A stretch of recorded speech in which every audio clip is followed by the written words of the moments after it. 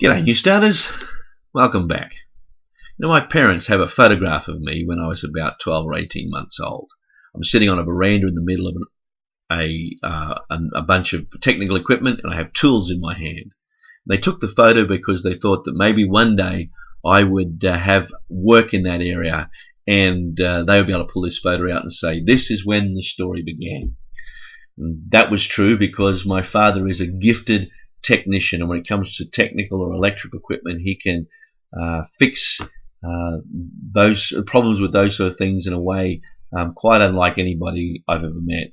He's very remarkable, and the sense was that I would perhaps inherit just a small bit of his abilities, and that would lead to a career or at least an interest in that area. I got nothing, and have no ability at all, and so that photograph, rather than being a predictor, is a mockery of my limitations.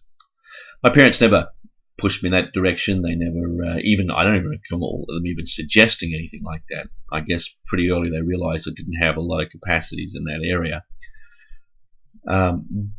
But it was something that I think right back then they had wanted for me. And the same is true for my kids. As I've watched my kids grow, I've looked for signs for interests in them that are like my interests.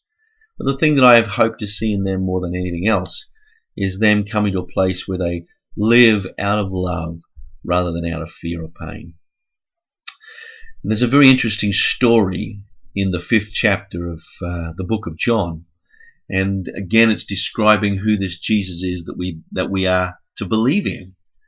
Jesus comes to a pool, and there at that pool is a man who has been crippled for many, many years sitting beside the pool. The pool has security properties, and the man is obviously there in order, or at least a hope, that he might get well. Jesus says to him, do you want to get well? And his response isn't a yes or no. His response is to give all the reasons why he can't avail himself of the curative properties of the pool. So Jesus heals him, and the man goes on his way. Well, Jesus healed him on a Sabbath. In the Jewish tradition, the Sabbath is the day of worship, and it has a lot of ritual, legalistic components to it. There's a limitation. There are paradigms of what you can and can't do. There's parameters around what you can and can't do that are very clearly spelled out. And you cannot work. Jesus, as a healer, I presume, is seen to be working when he heals. And so the Pharisees challenge him on that. And his response is very interesting. He says, my Father has been working